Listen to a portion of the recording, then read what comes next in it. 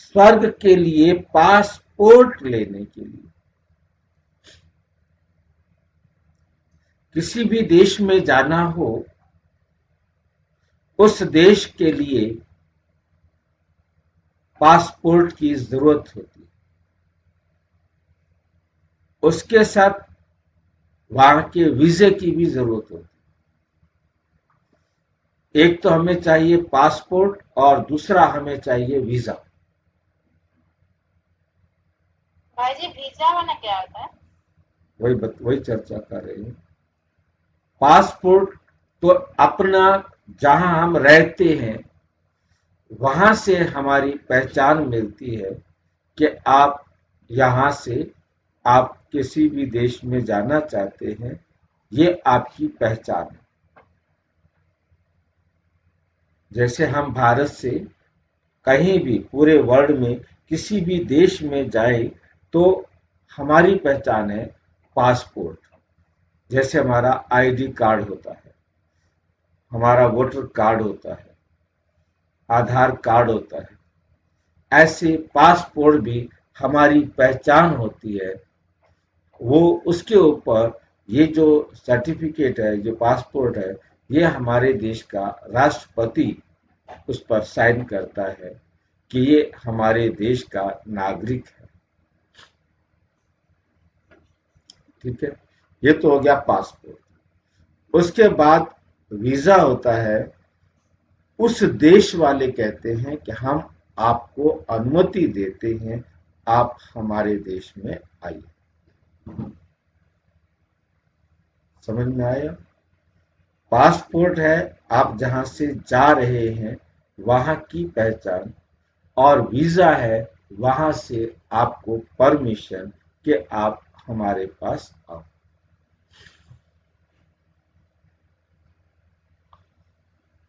किसी देश में जाने के लिए अनुमति नहीं। जैसे अभी हम अमेरिका में जाना चाहे कोई कि मैं वहां नौकरी करना चाहता हूं, पढ़ना चाहता हूं, उसके लिए नौकरी कोई करना चाहता है तो उसके लिए अमेरिका ने कहा आपको $1 लाख हमें देना होगा। ठीक है, क्या पढ़ने कोई जाना चाहता है उसके लिए बहुत कम फीस होती है, बाकी इसके लिए फीस ज्यादा होती है। और उसमें वो फिर पूरी जांच करते हैं और देखते हैं कि हाँ ये हमारे देश में आना चाहिए तो आने की परमिशन देते हैं, नहीं तो नहीं भी देते कि तुम पढ़ने के लिए भी नहीं आ सकते। घूमने के लिए आते हो तो अलग बात है, और घूमने के लिए कितने दिन के लिए आएंगे, टिकट कराएंगे, ये सारी बातें उसके लिए भी वो चार्ज करते हैं। हर देश का अपना अपना नियम है। तो हमें समझ में आया, पासपोर्ट विदेश में जाने के लिए, और वीजा वहां से परमिशन। और तो यहाँ जो बाबा हमारे साथ चर्चा कर रहे हैं, पासपोर्ट में दोनों चीजें हैं। पासपोर्ट में दोनों चीजें, यहां से जाने की परमिशन भी और वहां की स्वीकृति भी। तो परमिशन के लिए क्या चाहिए? यहां से जाने के लिए परमिशन के लिए क्या चाहिए?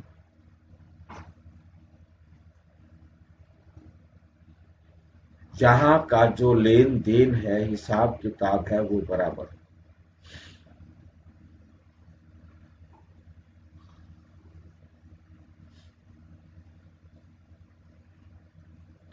पासपोर्ट में हमने अपना कार्मिक अकाउंट बराबर करके ही वहां जा सकेंगे, और वहां की जो एंट्री फीस है, जिसको हम स्वर्ग कहेंगे, है नहीं, वो चाहिए हमारा अकर्म का खर्च।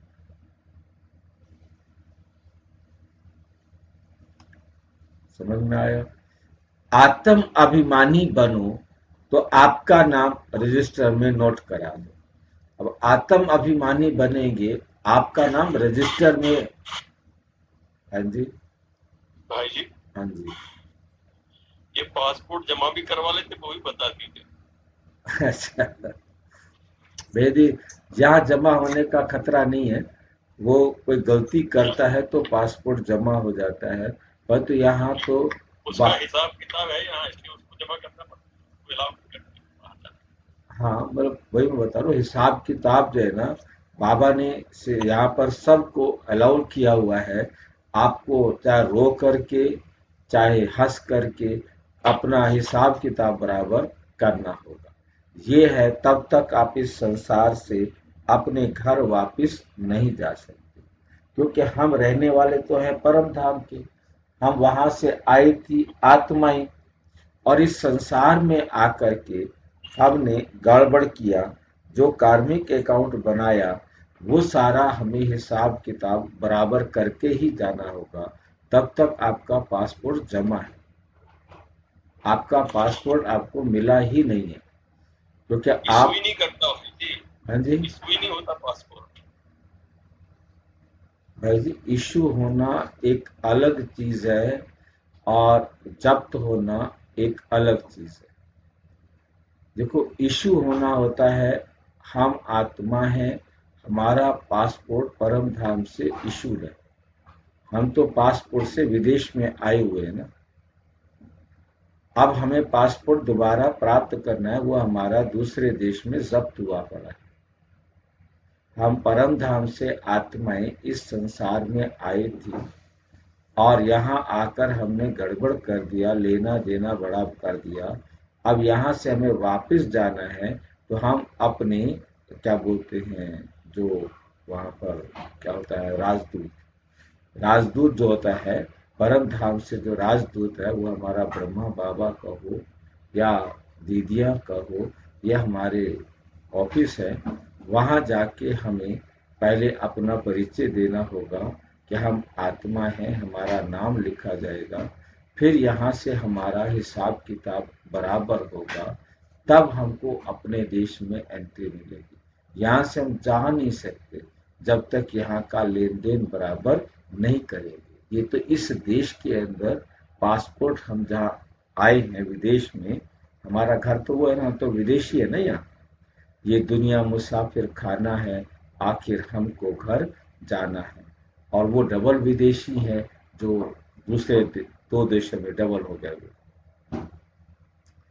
मतलब भारत से भी अलग देश में रहने वाले वो डबल विदेशी। अब हमें तो अपने घर जाना है। हमारा पासपोर्ट तो परमानेंट बना हुआ है, परंतु हम वहां से यहाँ आ गए, तो अब हमें वापस घर जाना है। यदि हमने यहाँ पर गड़बड़ी कर रखी है, तो वो सजाएं खा करके ही यहाँ से छुट्टी मिलेगी। यहाँ से तभी जाएगी। अपने जो राजदूत का भवन है, उसमें अपना एंट्री कराओ, रजिस्टर में नाम नोट करा दो, ठीक है, तो स्वर्ग में आ जाएंगे। पहले यहाँ से जाएंगे हम वापस अपने घर, और यहाँ से घर जाने के लिए तो कार्मिक अकाउंट बराबर करके घर जाएंगे। और दूसरा, यदि हमको स्वर्ग में आना है, दोबारा इस देश में आना है, तो उसके लिए इस देश की करेंसी को कमा के एडवांस में जमा करके जाएंगे, तब हमारा वीजा लगेगा और हम इस दुनिया में आएंगे। जिस देश का, जिस समय का हम अपना वीजा लगा के जाएंगे, उस समय पर हम एंट्री करेंगे ना। सतयुग का वीजा लगाया है तो अच्छा अकर्म का खाता चाहिए। त्रेता का वीजा लगाया है तो हमें थोड़ा काम में भी काम चल जाएगा। द्वापर का लगाया है तो, कलयुग का लगाया है तो, कौन सा वीजा लगाया है वो भी यहीं से लगा के जाना है, क्योंकि यहीं इंग्लैंड जाना है तो पॉन्ड लेना पड़ेगा, कन्वर्ट करना पड़ेगा। हाँ, और अमेरिका जाना तो डॉलर में कन्वर्ट करना पड़ेगा। डॉलर में जिस भी मतलब देश में जाना है, उस देश की करेंसी चाहिए, करेंसी लेना पड़ेगी, तब सतयुग की करेंसी है अकर्म का खाता। त्रेता की करेंसी है थोड़ा मिक्स हो जाएगा, और द्वापर में भी कर्म के खाते चलेंगे, सारे कलयुग में भी चलेंगे। तो जैसी जितनी करेंसी को जिस कैटेगरी की करेंसी लेके जाएगा, उस देश में उस समय में वो आ सके। मेरे ख्याल से मैंने बहुत कुछ बता दिया। अब कोई बात समझ में ना आई हो तो बता दो। किसी को कोई डाउट है तो बता। ठीक है।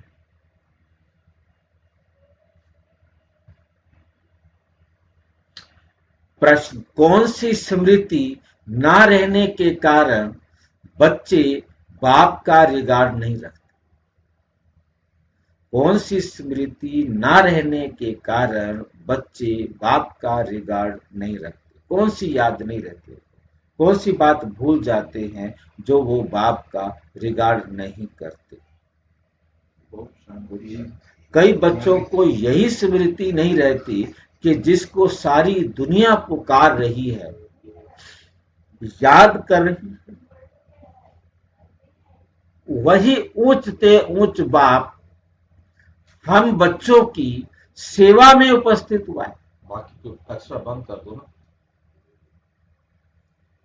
वही ऊंचते ऊंच बाप हम बच्चों की सेवा में उपस्थित हुआ है। ये बात वो भूल जाते। यदि उन्हें ये याद रहे, जिस भगवान को सारी दुनिया बुला रही है वही हमें आके पढ़ा रहा है, बताओ वो पढ़ाई छोड़ सकते? होता है बनाना, वो पढ़ाई नहीं छोड़ सकते, जिसके कारण वो पुरुषार्थ नहीं कर सकते। उन्हें याद रहे कि हमें अपने घर जाना है, फिर से सतयुग में आना है, हमें कार्मिक अकाउंट बराबर भी करना है और फिर आगे के लिए कमा के भी जाना है, क्योंकि परम धाम में तो हमको करेंसी मिलनी नहीं। परम धाम में हमको करेंसी मिलेगी कि अमेरिका की सतयुग की करेंसी ले जाओ? करेंसी तो यहां से अर्न करनी पड़ेगी। जो करेंसी है, सतयुग की करेंसी है, वो भी यहीं से मिलेगी, त्रेता की करेंसी भी यहीं से मिलेगी, द्वापर की करेंसी भी यहीं से मिलेगी, कलयुग की करेंसी भी यहीं से मिलेगी। जो जितनी कमाई हम करके जाएंगे उसी प्रकार से हम इस संसार में आएंगे। तो कमाई करने का स्थान तो यही है ना, कर्म क्षेत्र तो यही है ना। तो जो जितना यहाँ से कमा के जाएगा उतनी ही करेंसी के साथ वो वापस आएगा। ये हमें समझ में आया? क्योंकि परम धाम में तो हम कोई कमाई कर नहीं सकते, जाना हमको परम धाम से है, क्योंकि हम रहने वाले परम धाम के हैं। असली घर हमारा परम धाम है। हमें विदेश में आना है, या विदेश में आने की जो वीजे की जो फीस है वो भी अभी कमाई करके जानी।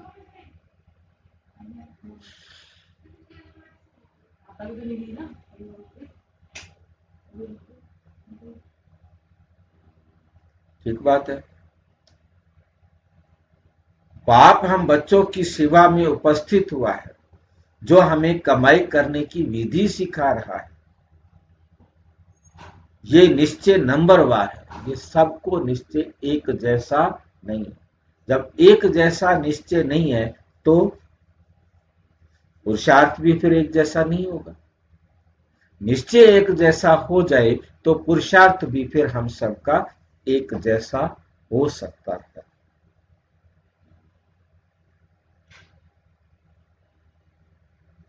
वही ऊंचते ऊंच बाप हम बच्चों की सेवा में उपस्थित हुआ है। ये निश्चय नंबरवार है। जितना जिसको निश्चय है उतना रिगार्ड रखते हैं। रिगार्ड रखने का मतलब क्या होगा भाई?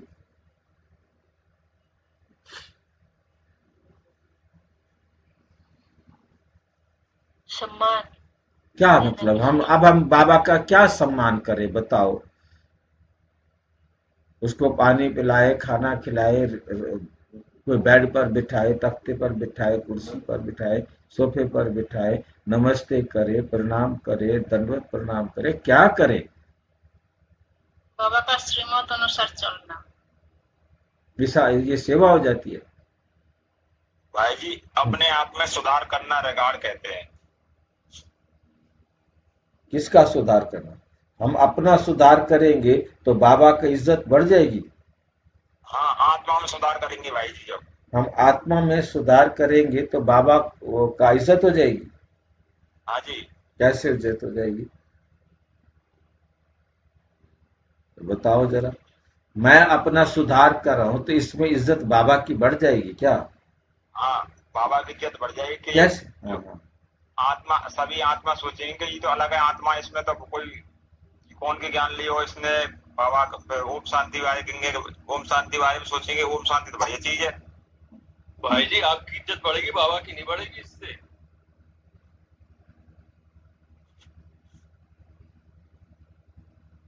कहाँ फंस गए अब?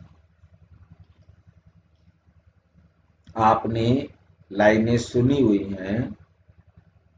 फादर शोज सन, सन शोज फादर। दोनों ही एक दूसरे की इज्जत को बढ़ाने के निमित्त होते हैं।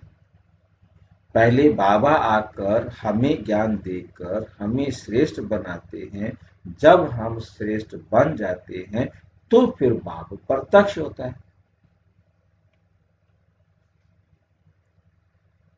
तो सब कहते हैं ना, ये किसने सिखाया इसको? अब बच्चे से भी होता है ना, अच्छा किसके पिताजी हैं? ये हमारे जो प्रधानमंत्री है उनके पिताजी हैं। ये जो है ना हमारे डिस्ट्रिक्ट कलेक्टर के पिताजी हैं। ये प्रिंसिपल के पिताजी हैं। हमारे स्कूल का जो प्रिंसिपल है ये उनके पिताजी है। बच्चे के कारण भी बाप की इज्जत होती है और बाप के कारण भी बच्चे की इज्जत होती है यदि वो अच्छे हों तो। ठीक है। बाबा का कहना मानेंगे तो बाबा का रिगार्ड हो जाएगा। क्योंकि बाबा का कहना मानेंगे तो हम श्रेष्ठ बनेंगे। हम श्रेष्ठ बनेंगे तो बाप की इज्जत होगी। हम श्रेष्ठ नहीं बनेंगे, गंदा हो बच्चा, कोई नालायक बच्चा हो, आवारा बच्चा हो, ये गंदे बच्चे का बाप को इज्जत मिलेगी क्या? इसका बच्चा बहुत खराब है। और बाप खराब हो तो भी बच्चे का होता है ये शराबी का बच्चा है। कहने का मतलब यह है कि हमारा बाप तो एवर प्योर है। वो हमको याद रहे कि हमारा बाप एवर प्योर है। वो सारे संसार को पावन बनाने के लिए आया है। हम बाप का कहना मानेंगे, बाप का कहने पर चलेंगे तो फिर बाप की इज्जत भी बढ़ेगी कि ये तो बड़ा आज्ञाकारी बच्चा है भाई, ये तो बाप का आज्ञाकारी बच्चा है। तो बाप की दोनों तरफ से बाप की इज्जत भी बढ़ती है, बच्चे की इज्जत भी बढ़ती है।